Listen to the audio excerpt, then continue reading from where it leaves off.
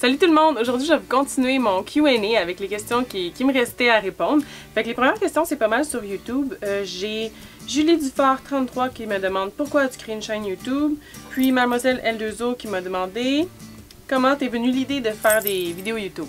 Fait que moi, en gros, on dirait, à force d'en regarder, j'étais comme, ça a l'air tellement le fun à en faire, ça a l'air comme, c'est tellement du monde, le fun qu'on voit sur YouTube. Puis je trouvais ça la communauté, puis je trouvais que les gangs qu'on voyait sur YouTube, c'était vraiment cool, fait que ça m'a donné le goût d'en faire partie.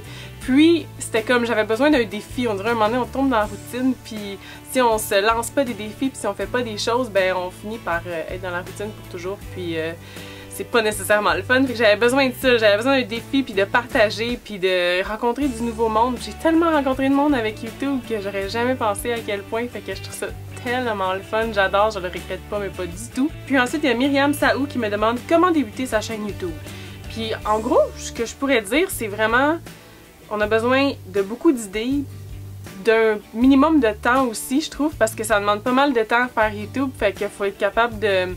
Moi, personnellement, je trouve que j'aime regarder le monde qui ont des horaires assez réguliers, fait que je sais que telle journée, je vais pouvoir m'attendre à cette vidéo-là de ce YouTuber ou de cette YouTubeuse-là, puis mes préférés, moi, c'est vraiment qui en postent à tous les jours, fait que j'aime ça, je sais que je peux compter sur la vidéo à tous les jours, puis qui font partie de notre quotidien quasiment, fait que ça demande beaucoup de temps, puis je trouve ça dommage quand on dit « Ah, ben là, on revient comme un mois plus tard », puis chacun a ses raisons personnelles, là, mais moi, je prépare mes vidéos d'avance pour être sûre qu'il n'y a pas de pause jamais, parce que je sais pas, on dirait que j'ai l'impression qu'il y a comme un lien entre nous que je veux pas briser puis je veux pas vous décevoir, fait que je vais être sûre d'avoir mes vidéos tout le temps aux journées que c'est supposé être posté, fait que ça prend du temps, c'est vraiment ça, du temps, beaucoup d'idées puis une caméra, puis à partir de là, vraiment, laissez-vous aller puis gênez-vous pas là, privez-vous pas parce que c'est vraiment le fun de faire ça. Ensuite, de Chouxi me demande quel est ton produit de maquillage indispensable. Je pense qu'il faudrait que j'aille, j'ai pas mal deux choses qui sont pas mal égales, mais je pense qu'il faudrait que j'aille avec le mascara.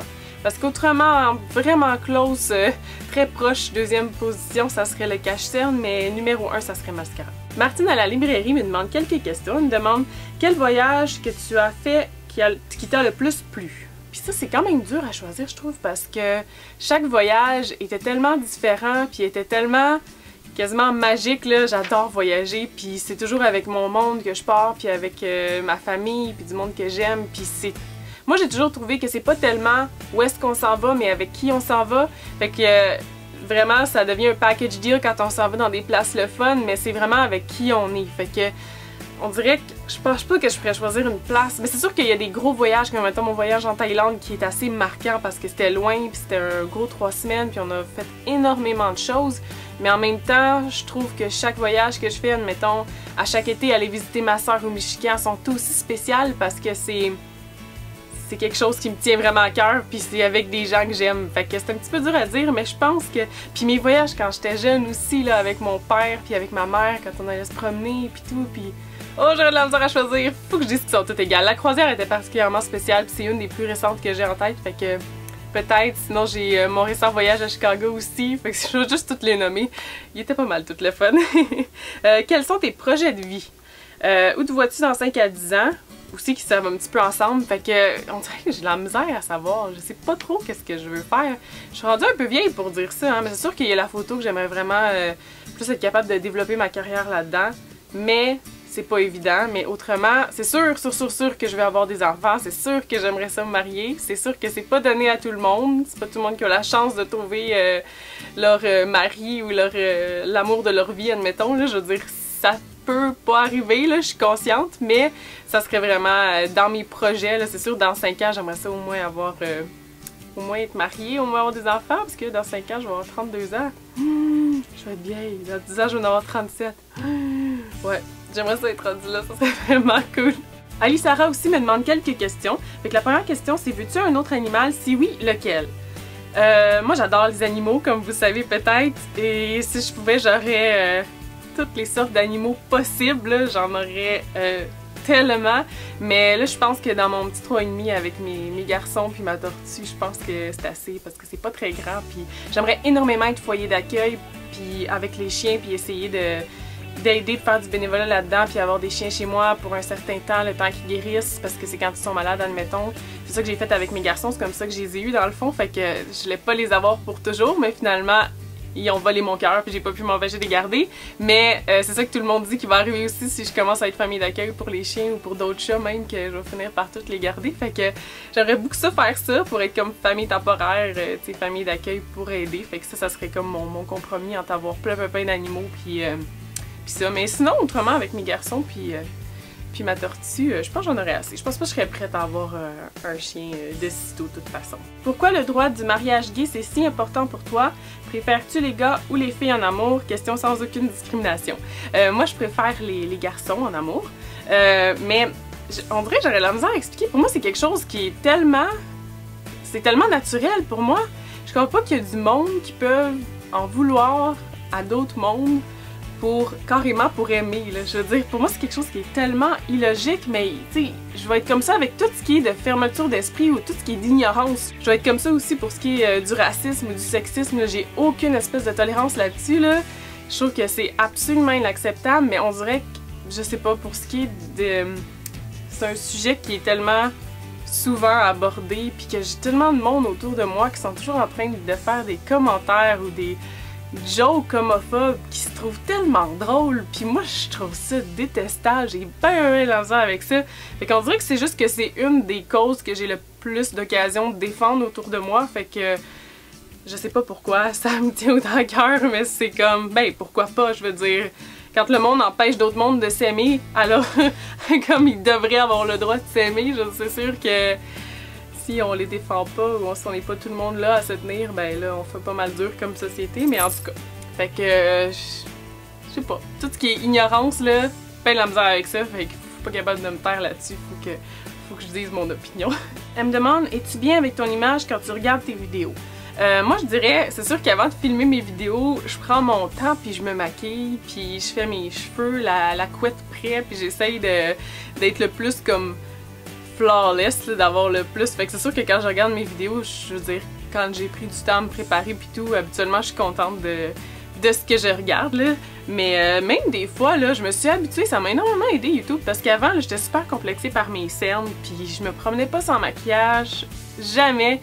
Puis c'est vraiment niaiseux, mais à dire qu'à faire des vidéos, puis à vous avoir qui m'écoutent, puis à faire des vlogs, puis pas toujours nécessairement avoir l'occasion de se retaper le visage, puis de remettre de la poudre, puis d'être comme le teint sans aucune imperfection, ben ça m'a appris à me dire que, coudonc, on s'en fout, c'est tellement pas grave, on en a des défauts, j'en ai des défauts, puis je veux dire, des fois, vous allez les voir quand je vais filmer, puis ça me dérange même plus, fait que je trouve ça vraiment le fun, c'est rendu que je me promène même pas de maquillage, puis j'avais pas fait ça depuis comme avant le secondaire, je pense, là, ça fait vraiment longtemps, fait que je suis super contente, YouTube m'a permis de me donner plus confiance en moi, puis de pas me déranger, que ça me dérange pas de pas avoir de maquillage, admettons, fait que faut que je dise, je me suis comme acceptée moi-même, puis quand je me vois mes vidéos, ben je suis contente de ce que je vois, fait que je suis vraiment contente de ça dans le fond. Ensuite, comment décrirais-tu ton style?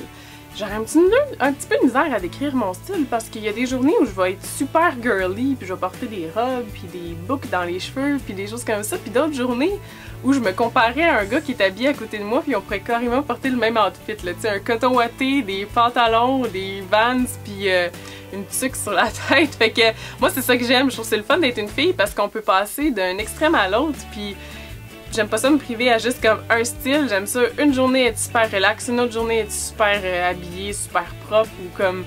Fait que j'aurais un petit peu de misère à décrire mon style. Moi, je suis pas bonne pour généraliser puis décrire des choses comme pour les styles de musique non plus, je suis pas capable. Fait que j'aurais vraiment de la misère à dire pour mon style. Je vais vous laisser juger, vous avez vu pas mal de mes outfits, vous me le direz c'est quoi mon style.